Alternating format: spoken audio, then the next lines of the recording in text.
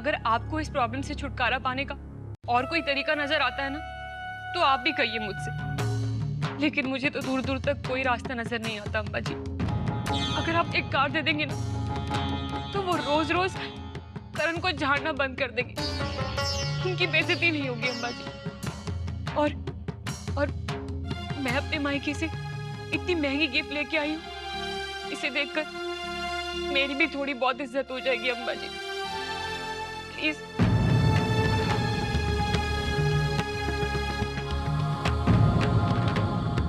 अब आप ही बताइए ना, मैं कब तक उनके ताने सुनती रहूं? कब तक सुनती रहूं कि मैं अपने मायके से कुछ नहीं लेके आई थी, तो खाली हाथ आई थी? नहीं, वो ऐसा मत सोचना तुम। तो क्या करूं अम्बा जी? आप ही बताइए ना मुझे। ठीक है, मैं अनुकल्प से बात करती हूँ कि ये गाड़ी का इंतजाम करे तुझे देने के लिए। सच?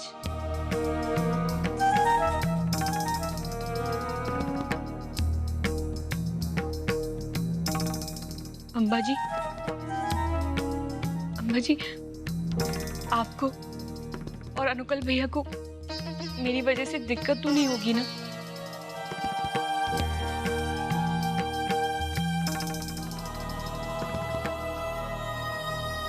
नहीं। अम्बा जी, आपके पास नहीं आती तो कहाँ जाती मैं? अम्बा जी, आप ना ये बात मोना भाभी को मत बताइएगा, नहीं तो वो तुरंत मेरे ससुराल पहुंच जाएंगी और वहां ये सब बातें छेड़ के ना मेरा जीना मुश्किल कर देंगी।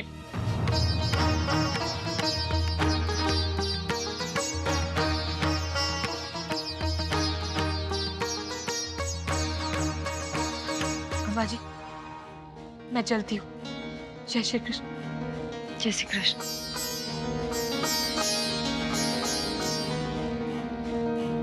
क्या हुआ हेतल?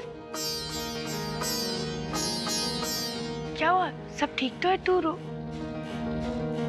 हेतल? अम्बा जी, क्या हुआ? ये हेतल इतना रो।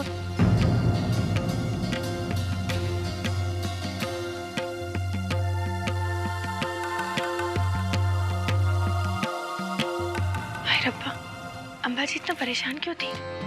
और ये हेतल भी रोते हुए गई। करण ने सतनाम को जवाब दिया। अमृत, अगर ये बात तू खुद मुझे नहीं बताती ना, तो मैं कभी इस पर यकीन नहीं करता। मुझे भी बड़ी हैरानी हुई जी। करण ने आज तक ऐसा कभी नहीं किया है। देख रहा हूं पिछले कुछ दिनों से करण काफी परेशान सा लग रहा है। पहले दुकान पर पैसे रख के भूल गया, फिर कार का एक्सीडेंट, फिर सतनाम को उल्टा जवाब दिया। उसका अचानक ऐसे बदला हुआ बर्ताव करना, कुछ तो हुआ है करण को। यहाँ हम सब उन पैसों के लिए परेशान हो रहे थे, तुम उन्हीं पैसों से अपना हार बनवाने चली थी। मैं ज्वेलर के पास जा रहा हूँ और वो हार को कैंसिल करवा के पैसे वापस लेके आ रहा हूँ। तुझे कुछ अंदाजा है अमृत? नहीं जी, यही तो मुश्किल है करण के साथ।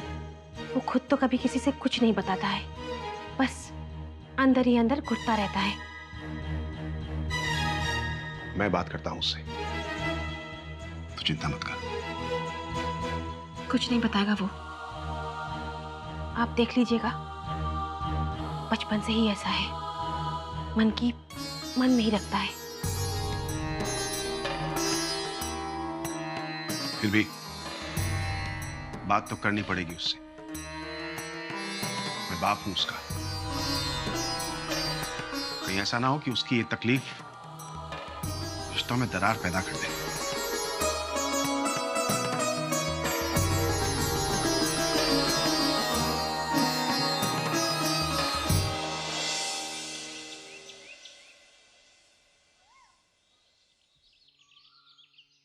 पापा जी, आपने बुलाया? हाँ पुत्र, कितना अरसा हो गया आप बाप बेटे को एक साथ बातें किए हुए। पुत्र, मैं जानता हूं कि तू उनमें से नहीं है जो अपने से बड़ों को उल्टा जवाब दे। रिश्तों की मर्यादा को तूने कभी पार नहीं किया है।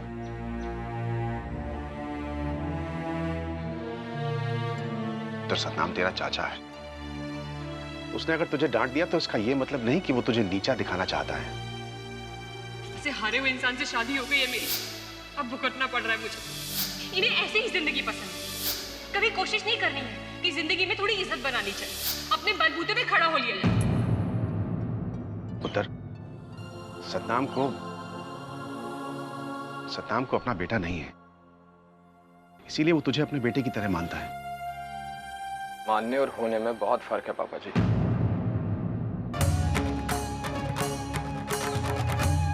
पता है दिक्कत क्या है? सब लोग एक सफल आदमी से रिश्ता जोड़ना चाहते हैं, मुझ जैसे हारे हुए से नहीं। ना पुत्र ना, तू ऐसा क्यों मान रहा है? मैं नहीं मान रहा हूं पापा जी, लेकिन दूसरों को तो यही लगता है कि मैं एक ऐसा इंसान हूं जिसने जिंदगी में कभी कुछ नहीं किया और ना कुछ कर सकता है। लेकिन पुत्र, सतनाम ने तो ऐसा कभी नहीं कहा। उन्होंने नहीं कहा तो वो भी एक दिन कह देंगे। सच तो यही है ना?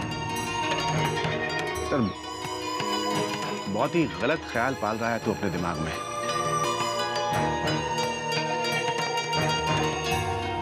पापा जी, मैं नाकारा निकम्मा सही, लेकिन ना समझ नहीं हूं। सब पता है मुझे कि इस घर में किसकी कितनी पूछ है। आपको बड़े होके भी चाचा जी की बात सुननी पड़ती है। क्यों? क्योंकि आपने आज तक कुछ काम नहीं किया, कभी पैसे नहीं कमाए। लेकिन चाचा जी की दुकान है, वो पैसा कमाते हैं, ये घर चलाते हैं। और मैं क्या कर रहा हूं? मैं उनकी दुकान संभाल रहा हूं, वहां नौकरी कर रहा हूं। पापा जी, कहने को एक घर हमारा है, लेकिन इस घर में मेरा कुछ भी नहीं है। कब तक हम चाचा जी और चाची जी के एहसान पर पलते रहेंगे? मुझे भी कुछ करना है, अपनी पहचान बनानी है, जहां मैं अपनी जिंदगी अपनी मर्जी से जी सकूं। जहां मुझसे कोई गलती हो जाए, कोई नुकसान हो जाए तो चलेगा, पर किसी की चार बातें तो नहीं सुननी पड़ेंगी। पापा जी, आप ही बताओ मैं क्या करूं? कोई तो रास्ता बताओ।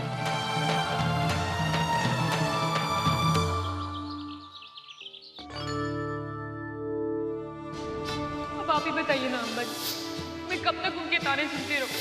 कब तक सुनती रहूं कि मैं अपने मायके से कुछ नहीं लेके आई थी, तो खाली हाथ आई थी। आज सुबह करण और सतनाम चाचा का कार को लेके बहुत बड़ा झगड़ा हो गया। उस घर में इज्जत पाने का सिर्फ एक ही तरीका है, आप अनुकल भैया से कहकर अगर एक नई कार का इंतजाम करवा दे तो। भारती, अरे तेरा ध्यान किधर है? कढ़ाई सब टेढ़ी जा रही है। हाँ? और मोना, अरे गोटा जरा धीरे धीरे लपेट, इतनी जल्दी क्या है? हैं? अरे बा, एक्चुअली मैं सोच रही थी कि अंकल के आने से पहले पहले सारा काम निपटा लूं। अम्बा जी, आज ऑफिस में मेरी गाड़ी देखने के लिए भीड़ जम गई थी। सबको बहुत अच्छी लगी, सब लोग पार्टी मांग रहे थे। मैंने कहा संडे को मिलेगी। अम्बा जी, ये देखिए, मैंने गाड़ी के लिए नया कीचेन लिया है। देखिए इस पे क्या लिखा है, फैमिली कार।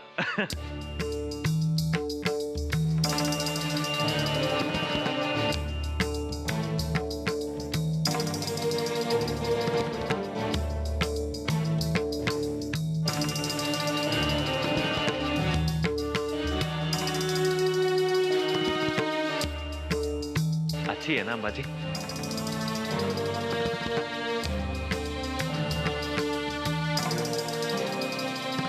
अम्बा जी, कोई परेशानी है क्या? मतलब कि आप चुप चुप दिख रही हैं बहुत, क्या हो गया?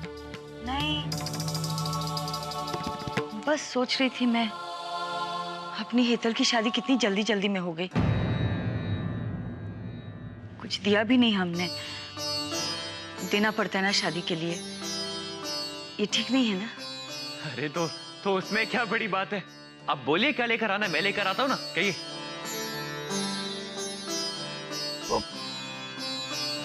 वो मैं सोच रही थी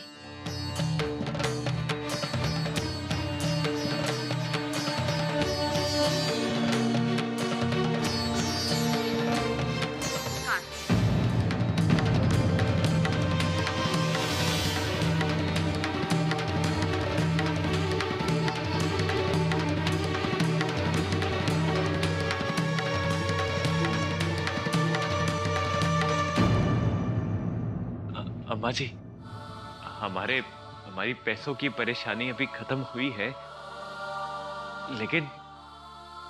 लेकिन अभी इतने पैसे भी नहीं आए ना कि हम इतनी जल्दी एक नई गाड़ी खरीद पाए।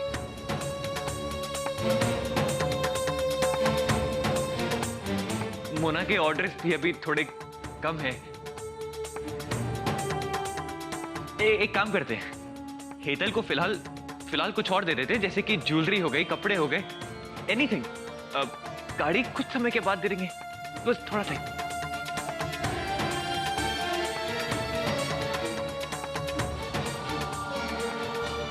भारती, मेरे ख्याल से अनुकल्प सही कह रहा है। गाड़ी देने की क्या जरूरत है, गाड़ी तो है उनके पास एक। कुछ और क्यों नहीं दे देते हम? और बहू, तुम तो जानती हो ना, हम सब सादगी में विश्वास करते हैं, तो फिर अचानक इतना बड़ा महंगा उपहार देने का मतलब? ना, मेरी समझ में तो कुछ भी नहीं आ रहा है। बाकी तुम्हारी मर्जी। भारती, अरे अपनी बेटी को कुछ भी देने में कोई हर्ज नहीं है। और तुझे तो पता है, अभी जो पैसे बचे थे, अनुकल्प ने अपने लिए कार खरीद ली। अब इतनी जल्दी दूसरी कार का इंतजाम कैसे करेगा वो, है? वो सब मैं जानती हूँ ना बा, सब जानती हूँ मैं। तेरी आर्थिक परिस्थिति भी मैं जानती हूँ। और कुछ और होता तो मैं दे देती ना, मैं कुछ भी कैसे भी करके दे देती सब। नहीं, बस कार ही देनी है, उसके अलावा और कुछ नहीं।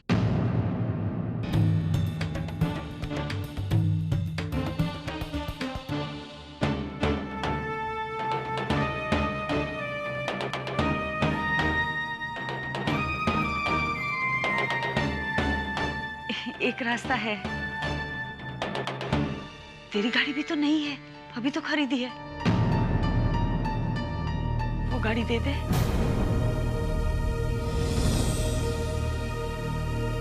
हम दूसरी खरीद लेंगे।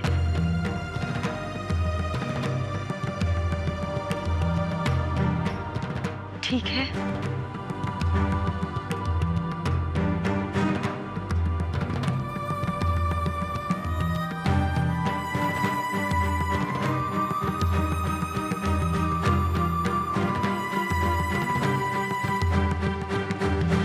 तुम नहीं जानती मोना। मैं जानती हूँ अनुकल्प, अंबाजी ने ये बात क्यों की है। कल हेतल ने सबके सामने कहा था ना कि उसकी शादी अगर जल्दबाजी में नहीं होती तो हम भी उसे कार गिफ्ट करते। पर मोना, हेतल भी जानती है ना कि हमारे घर में कोई पैसों का पेड़ तो लगा नहीं हुआ। उसे सब पता है, अरे कितने पैसे आते हैं, क्या खर्चा होता है, वो सब जानती है। वो ऐसी नासमझ बात कर कैसे सकती है? अनुकल्प, तुम तो समझ सकते हो ना, सिर्फ कार ही की तो बात है। और फिर कार तुम्हारी बहन की खुशियों से बढ़ के तो नहीं है ना। अब देखो, बाय गॉड, हम दोनों कमाने लगे हैं, तो पैसे जमा कर लेंगे और फिर से कार खरीद लेंगे ना, एक और। ये बात गाड़ी की नहीं है मोना। मैं हैरान हूं ये देखकर कि उसके दिमाग में ये सब बातें आती कहां से।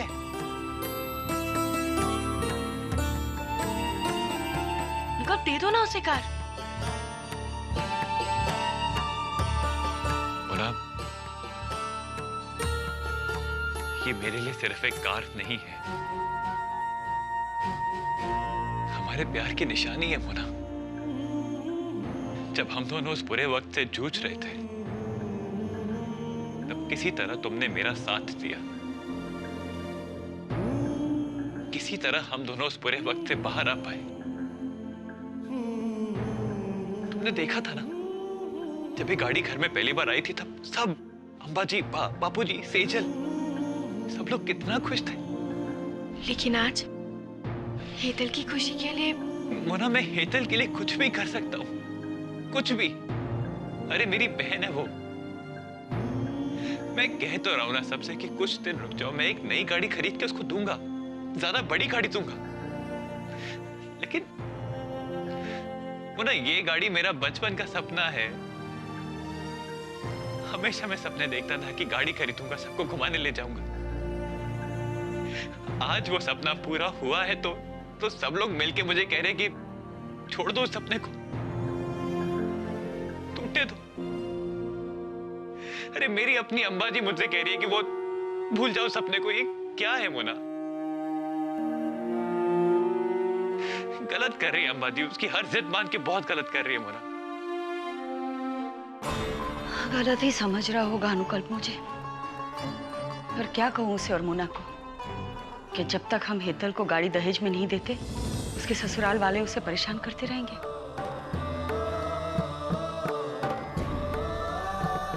गाड़ी तो देनी होगी, और फिर मोना भी सबसे जुड़ी है ना। उस घर की बेटी हमारी घर की बहू, और हमारे घर की बेटी उस घर की बहू। ये दोहरे रिश्ते बहुत ही कठिन होते हैं संभालने के लिए। खुद समझ में नहीं आता क्या करूं, कोई कड़ा फैसला भी नहीं ले सकती। भेदी परिवार दहेज मांग रहा है, ये सुनकर तो विश्वास ही नहीं हो रहा है। और हेतल ने भी यह दहेज वाली बात किसी और से तो की नहीं है। क्या करूं, अनुकल्प को तो मैं कुछ कह नहीं सकती एक तरफ, और दूसरी तरफ जैसे एक बच्चा कोई खिलौने से अपनी खुशी जोड़ लेता है ना, वैसे गाड़ी से अपनी खुशी जोड़ ली है। हेतल को गाड़ी देने के लिए अनुकल्प को दुख पहुंचाना पड़ेगा।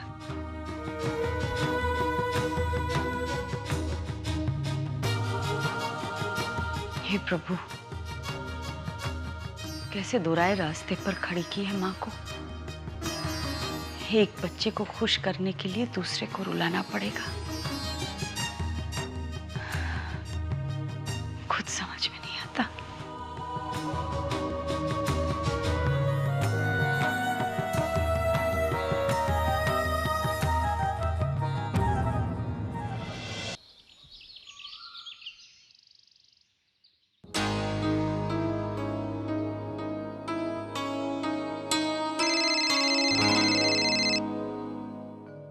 हामिद जी, हाँ दुकान थोड़ा लेट खुलेगी, मैं बस पहुंच ही रहा हूँ।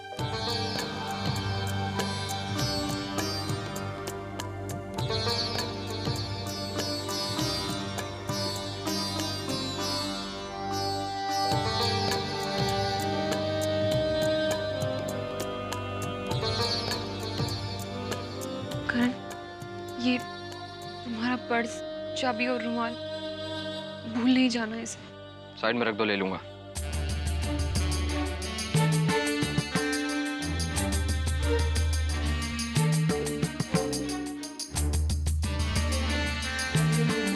अभी तक नाराज हो ना करण।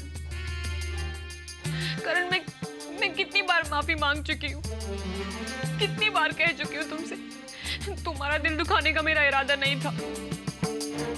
करण, हर बीवी की तरह मैं भी चाहती हूँ कि तुम खुद से कुछ करो, अपने बल पे पैसे कमाओ, अपनी अलग पहचान बनाओ। करण, मैंने क्या गलत कह दिया? पहचान बनाई है ना मैंने, एक ऐसे आदमी की पहचान जिसकी कोई इज्जत नहीं है, जो ना पैसे कमाने के लायक है और ना कोई नाम। नहीं करण, ऐसा मत कहो प्लीज। हेतल, तुमने अपनी जिंदगी बर्बाद कर ली मुझ जैसे हारे हुए इंसान से शादी करके। मैं माफी मांगने के अलावा कुछ नहीं कर सकता, कुछ भी नहीं। माफ कर दो मुझे। करण, और मजबूरी है तुम्हारी कि तुम्हें अपनी सारी जिंदगी मुझ जैसे निकम्मे बेकार इंसान के साथ गुजारनी पड़ेगी।